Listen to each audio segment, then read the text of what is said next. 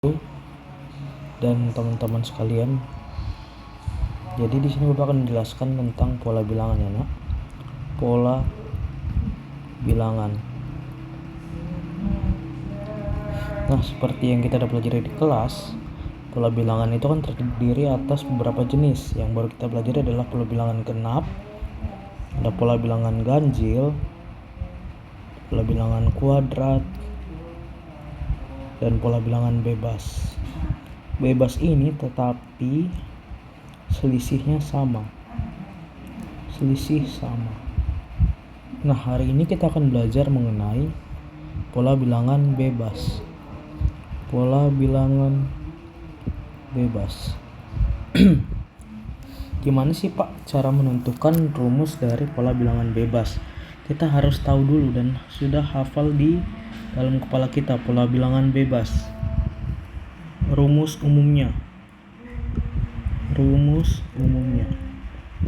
untuk menentukan rumus khusus. Jadi pas kita menentuin rumus khusus untuk mencari suatu rumus dari pola bilangan bebas, kita harus tahu rumus umumnya dulu. Rumus umumnya adalah Rumus umumnya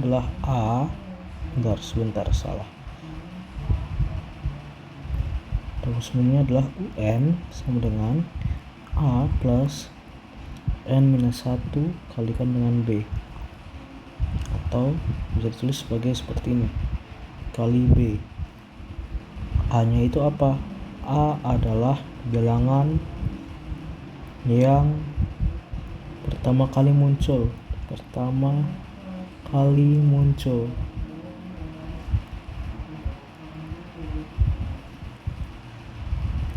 N nya itu apa Pak? N itu adalah urutan. Contohnya kayak gimana Pak? Misalkan ada pola bilangan 2, 4, 6, 8 dan seterusnya. 8, kita ambil satu angka 8. 8 ini N nya berapa Pak? Gimana cara kita tahu N nya dari angka 8? Kita menghitung dari awal. Ini urutan pertama kan, atau angka yang paling pertama muncul. Angka ini kita jadikan sebagai N sama dengan 1. Satunya adalah menandakan bahwa si angka 2 ini merupakan bilangan yang pertama kali muncul. 4 ini adalah N sama dengan 2, dan 6 ini adalah N sama dengan 3, dan seterusnya. Lalu karena kita tahu ini N sama dengan 1, 2, 3, maka angka 8 ini adalah N sama dengan 4 gitu. N itu adalah urutan keberapa. B itu adalah selisih antar suku.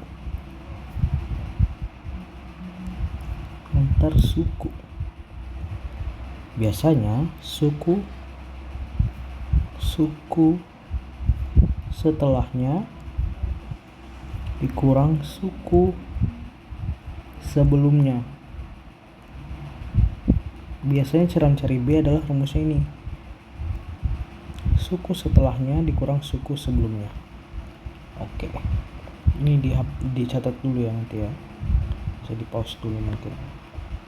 Nah, misalkan kita ketemu contoh soal seperti ini.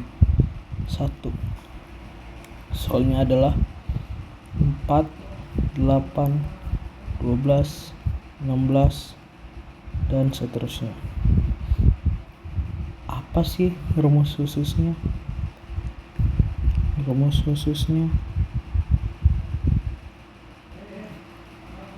B. Tentukan bilangan yang akan muncul pada urutan ke-20. Nah, cara mengerjakannya gimana? Kita tulis dulu. Kita misalkan mengerjakan jawab.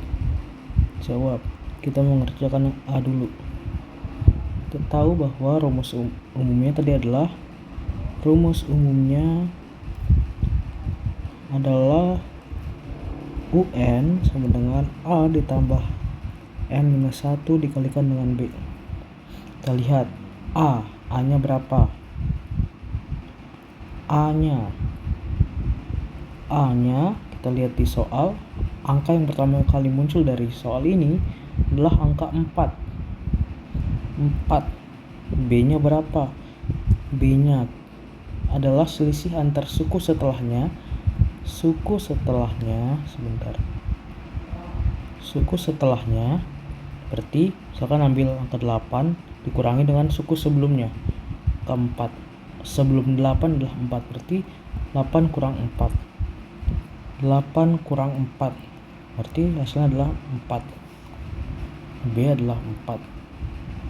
Berarti kalau kita udah tahu ini, tinggal kita cari rumus khususnya. Caranya gimana, Pak? Tinggal kamu masukin aja ke rumus umum ini. UN tulis ulang sama dengan A-nya di sini kamu rubah dengan A ini. A kan sama dengan 4, berarti A di sini kamu rubah dengan 4. 4 tambah N-1 dikalikan dengan ini B di sini. Karena kita tahu tadi B adalah 4, maka kita rubah di sini juga sebagai 4. Sama dengan 4 ditambah, nah kalau kamu ketemu perkalian yang dalam kurung ini, N-1 dikalikan dengan 4, ini kita pakai kali pelangi. 4 dikalikan dengan N, 4 dikalikan dengan N kali, dan juga 4 dikalikan dengan negatif 1. Hasilnya adalah 4 dikalikan dengan N, hasilnya adalah 4N. Sedangkan 4 dikalikan dengan negatif 1, hasilnya adalah minus 4. Ini berarti ini kita pindahkan ke sini. Tadi N-1 kali 4 hasilnya adalah 4N minus 4. Kita pindahkan. Kita hapus dulu. Nah, sekarang ini adalah soal aljabar biasa. Ini karena dia ada N di sini, ada N di situ, maka kita nggak bisa kurangkan atau tambahkan dengan angka-angka ini, kedua angka ini yang di depan dan belakang ini, yang nggak ada hurufnya, yang nggak ada abjadnya. Kita nggak bisa kurangkan. Karena kita nggak bisa kurangkan, maka kita tulis ulangnya di paling depan. 4N kita tulis ulang, kita turunkan ke bawah sini karena nggak bisa diapa-apain. Nah, lalu 4 plus ini kita pindahkan ke sini jadi plus 4, sedangkan minus 4 ini kita pindahkan ke belakangnya, kurang 4. Sebentar, kita hapus dulu yang ini.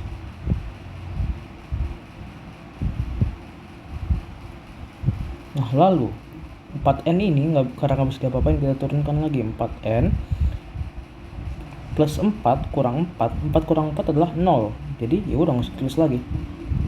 N sama dengan 4N, maka ketemulah rumus khususnya. Ini adalah rumus khusus.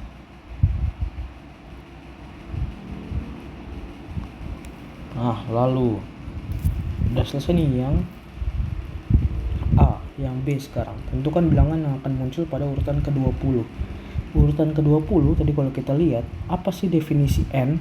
N itu kan adalah urutan keberapa kan, sedangkan ini ditanya urutan ke-20. Berarti kita bisa simpulkan karena yang dicari adalah urutan ke-20 secara nggak langsung, berarti N adalah 20. Karena N itu artinya adalah urutan keberapa. Di sini diketahui bahwa urutan ke-20, berarti N sama dengan 20. Yang B, urutan bilangan urutan ke-20.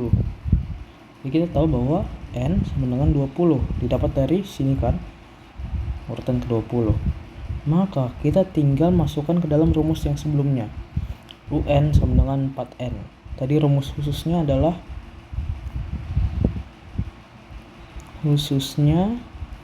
sama dengan UN sama dengan 4N. Kita tulis ulang lah ya, 4N. Nah sebentar, kita kecilkan dulu nih.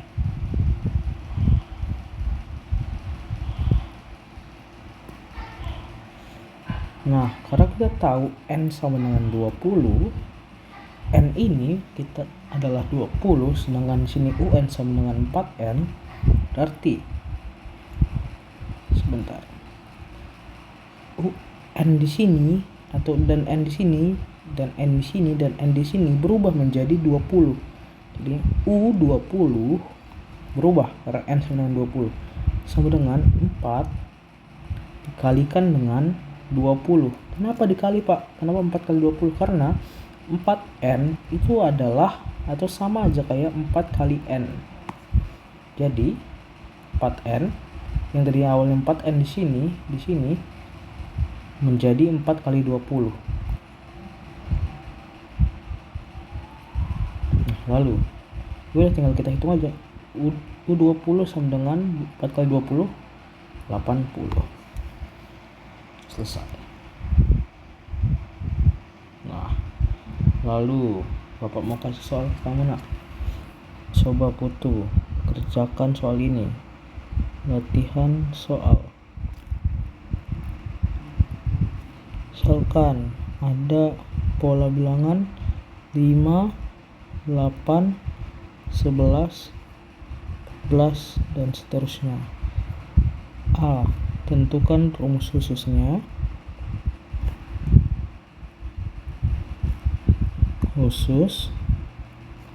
B. Tentukan bilangan yang akan muncul pada urutan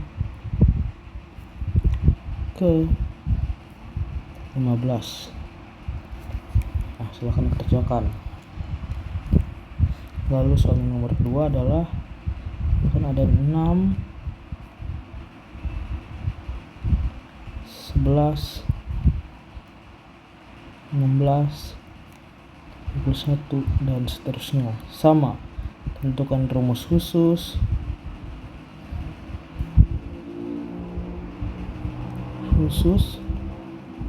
Dan tentukan